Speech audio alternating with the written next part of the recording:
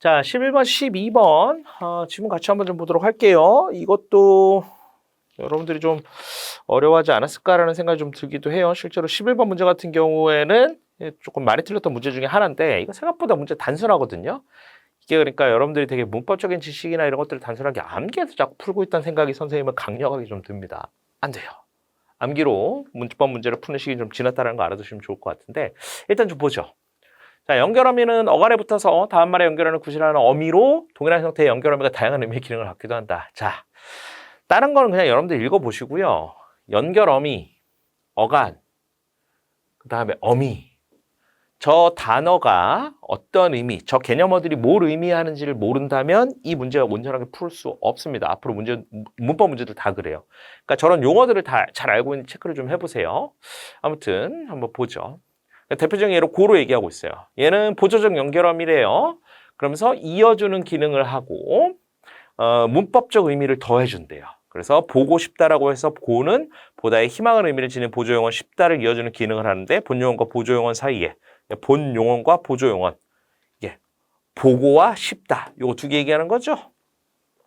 얘네들에서는 서가 붙을 수 없대요. 그러니까 이 얘기는 무슨 얘기냐, 이 보조적 연결어미로서 이어주는 기능을 하는 애들을 판단할 때는 뭘 붙여보라는 거야? 서를 붙여보라는 거야. 그래서 이상하면 답이 될 수 없다는 얘기인 겁니다. 틀렸다는 얘기인 거야. 답이 될 수 없는 게 틀렸다는 얘기인 거지. 그치? 그러면서 이제 이어진 문장에서 고는 절과 절을 다양한 의미 관계로 이어주는데, 자, 절이 뭔지 알죠? 주어와 서술어의 형태로 되어 있는 거.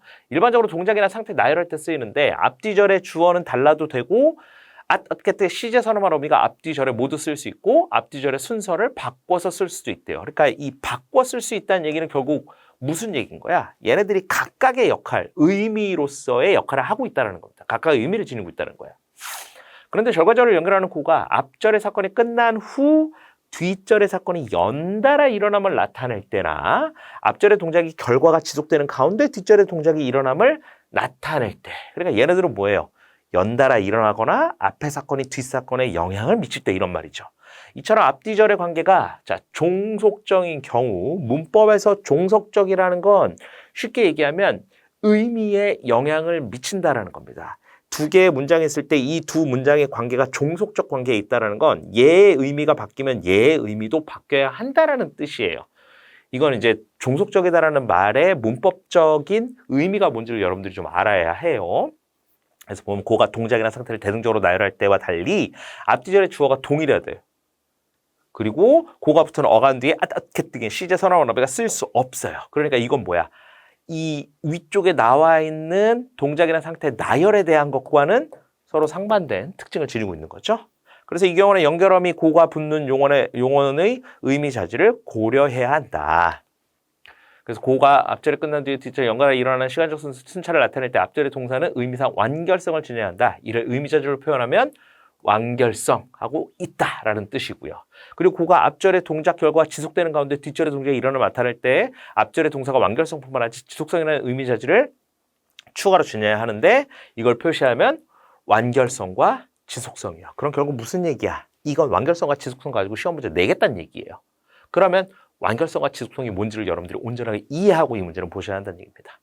예를 들어서 그녀는 사진기로 별똥별이 떨어지는 순간을 찍고 신문사에 제보했대. 그럼 찍은 다음에 제보한 거지. 그러니까 동작의 결과가 지속되지 않았으니까 완결된 거야. 찍고 그 뒤에는 지속성은 없는 거야. 그치?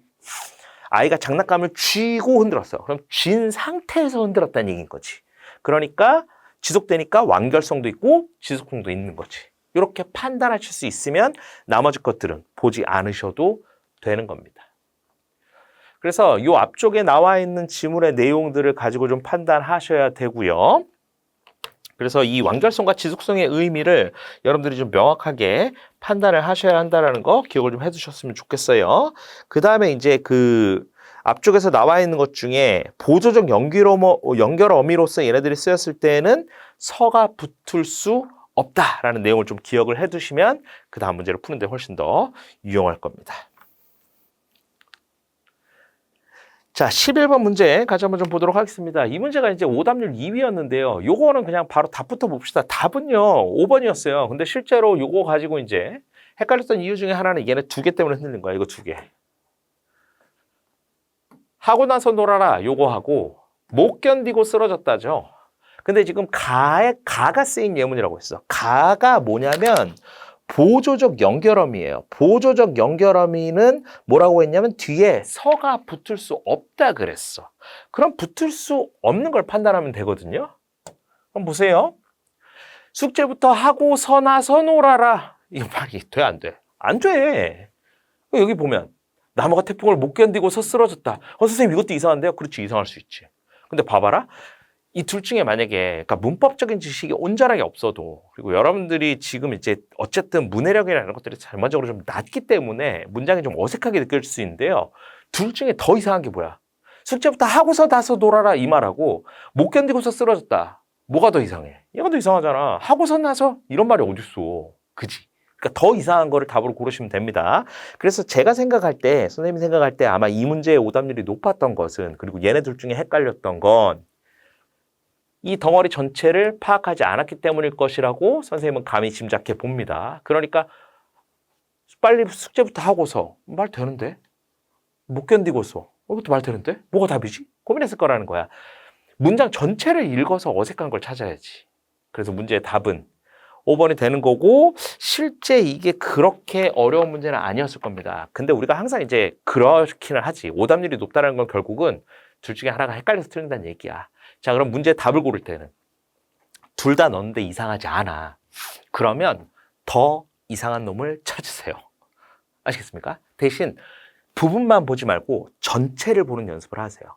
아시겠어요? 문법도 그렇고 다른 그 선택 지문의 문제들도 마찬가지로 자꾸 부분만 봐서 문제의 답을 고르는 경우들이 있는데 그런 것들은 좀 피하시라.